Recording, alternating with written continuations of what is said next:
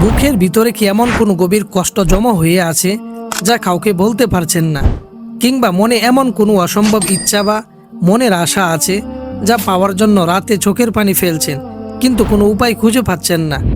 মানুষ আপনাকে ফিরিয়ে দিতে পারে, কিন্তু মহাবিশ্বের মালিক আল্লাহ আপনাকে কখনো খালি হাতে ফেরান না। আজকের এই ছোট্ট ভিডিওতে এমন এক শক্তিশালী ইসমে আজমের আমল শিখিয়ে দিব, যা পাঠ করে আল্লাহ সুবহানাহু ওয়া তাআলার কাছে চাইলে আপনার মনের যত বড় বা অসম্ভব ইচ্ছাই হোক না কেন তা পূরণ হতে বাধ্য। তাই ভিডিওটি স্কিপ না করে পুরো ভিডিওটি দেখতে থাকুন। আল্লাহ তাআলা পবিত্র কোরআনে বলেছেন, তোমরা আমাকে ডাকো, আমি তোমাদের ডাকে সাড়া দিব। কিন্তু আমরা যখন হতাশ হয়ে পড়ি তখন ডাকার সঠিক মাধ্যমটাই হারিয়ে ফেলি। আল্লাহর গুণবাচক নামগুলোর মধ্যে ইয়া মুজিবু অর্থ হলো যিনি বান্দার প্রতিটি ডাক শুনেন এবং সাথে সাথে সাড়া দেন।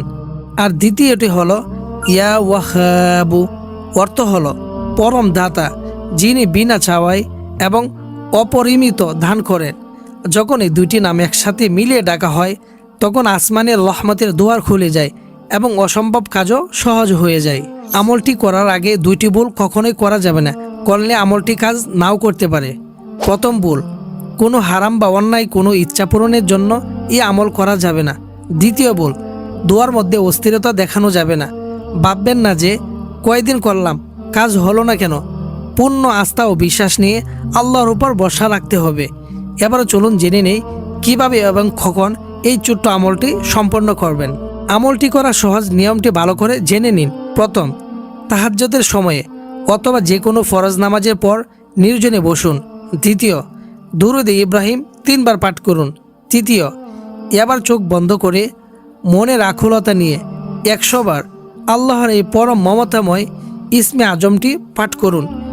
ইয়া মুজিবু ইয়া ওয়াহাবু ইয়া মুজিবু ইয়া ওয়াহাবু ইয়া মুজিবু ইয়া ওয়াহাবু ইয়া মুজিবু ইয়া ওয়াহাবু।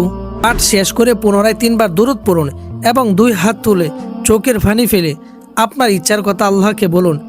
নিয়মিত টানা 21 দিন এই আমলটি করুন, ইনশাআল্লাহ আল্লাহর কুদরত দেখতে পারবেন। ভিডিওটি ভালো লাগলে লাইক করুন এবং শেয়ার করুন এবং অন্যদের জানার সুযোগ করে দিন। কমেন্টে লিখুন ইয়া আল্লাহ।